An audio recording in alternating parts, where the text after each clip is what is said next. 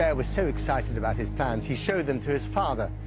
The old man looked at them and then said, "You've all gone bloody mad."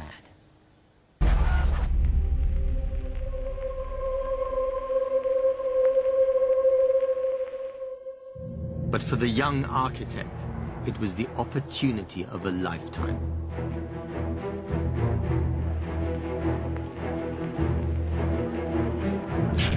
Put yourself in Speer's shoes. You're given a blank canvas, unlimited funds, a workforce at your disposal, and the chance to remodel Berlin and turn it into one of the grandest cities on the planet. I'd be tempted. And so, of course, was Speer. He wanted to be Schinkel to Hitler's king, and he took Schinkel's neoclassicism to new square-jawed heights. But in the process, he was making a pact with the devil. Berlin was to host the 1936 Olympics. Hitler asked Speer to oversee the building of a vast new stadium to demonstrate to the watching world how to put on a show, Nazi style.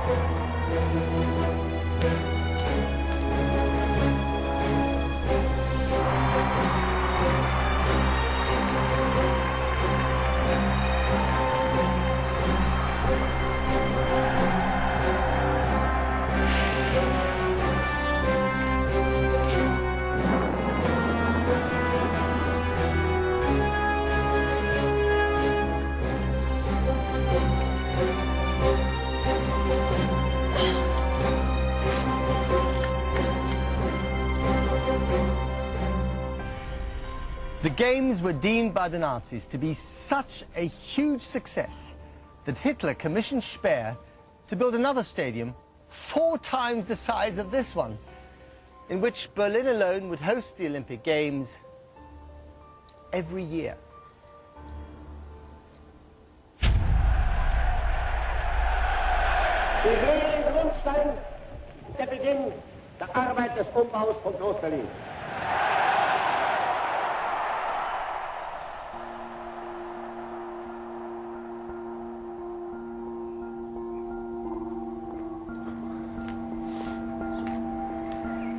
On a residential side street south of the city, there remains an extraordinary monument to their bloated vision. You could call this Hitler's Folly, a vast slab of concrete which bears witness to the scale, the enormous scale of the Nazis' ambitions for Berlin.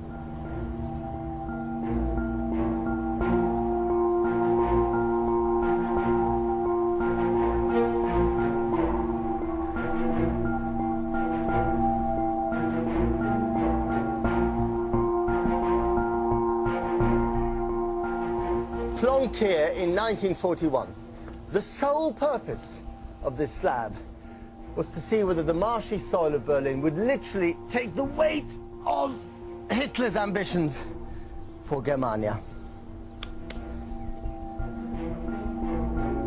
This was to be the site of Hitler's giant triumphal arch, the southern gateway to Germania. But guess what? It didn't work. The slab sank into the boggy soil of Berlin and has remained there ever since, an unintended monument to Hitler's hubris.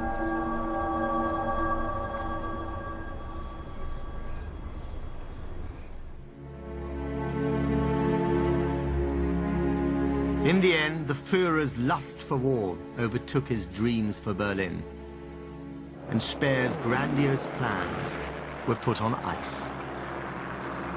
Germania was crushed before it had even risen, and Speer fell to earth like Icarus. At the Nuremberg trials, he was sentenced to 20 years imprisonment for his part in the madness.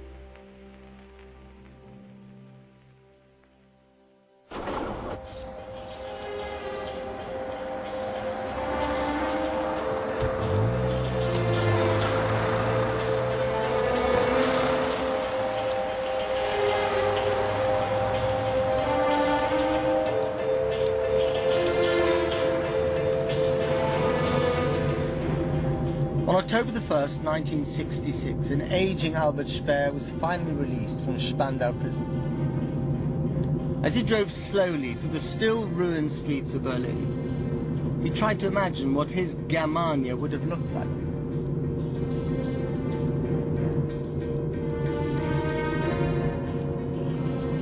After 20 years of perspective, Speer realized his own youthful hubris, but also his complicity. And Germania, rather like Atlantis, would remain a city forever lost in myth.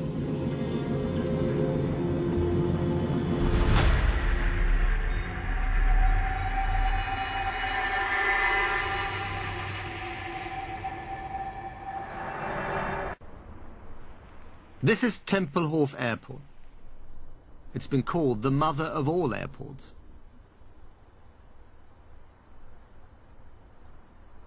Built by the Nazis, it continued serving the city until recently.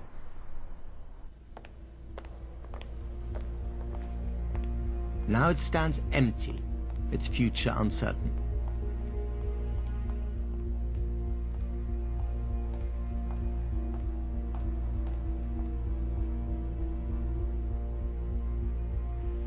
It's a remarkable, spooky building that poses for me an almost unanswerable question. This is still one of the biggest buildings in Europe today. I mean, there's no doubt that it's impressive, awe-inspiring.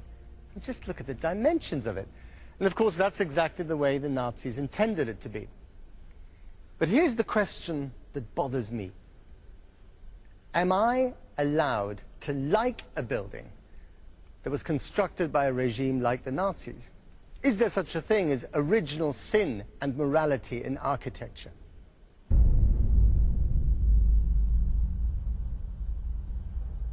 There are other buildings in Berlin that have their confessions to make.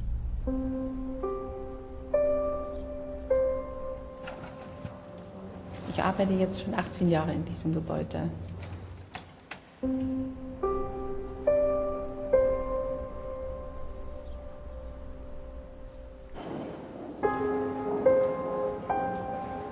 Abends war keiner mehr so im Haus, nur die Putzleute eben.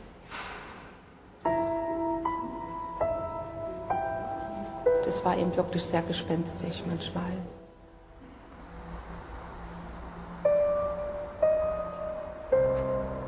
This is the German Ministry of Finance.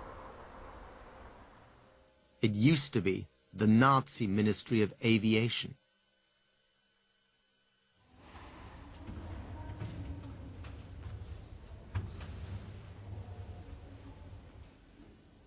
Also der Keller hatte teilweise Räume, wo eben so Gucklöcher an den Türen waren, dass man annahm, dass dahinter Verhörungsräume waren, wo eben die Soldaten oder eben Desertierte, die dort unten verhört werden oder wurden.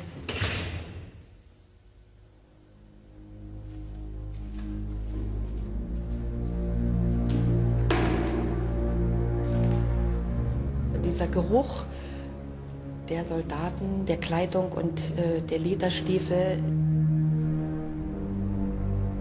der war einfach noch vorhanden.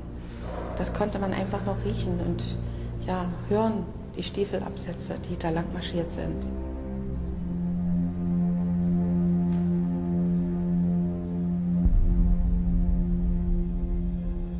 Und das ist das, was damals noch, und das ist ja nun schon viele Jahre her, doch noch ganz schön hängen geblieben ist in den Geist.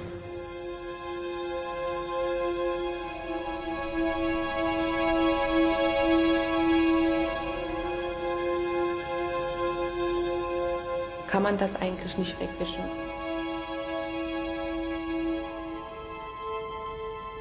Da kann man noch so viel putzen.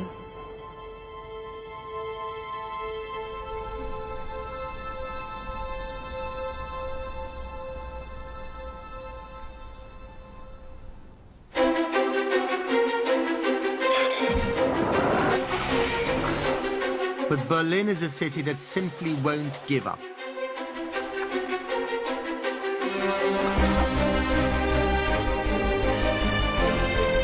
A succession of new old buildings keep appearing.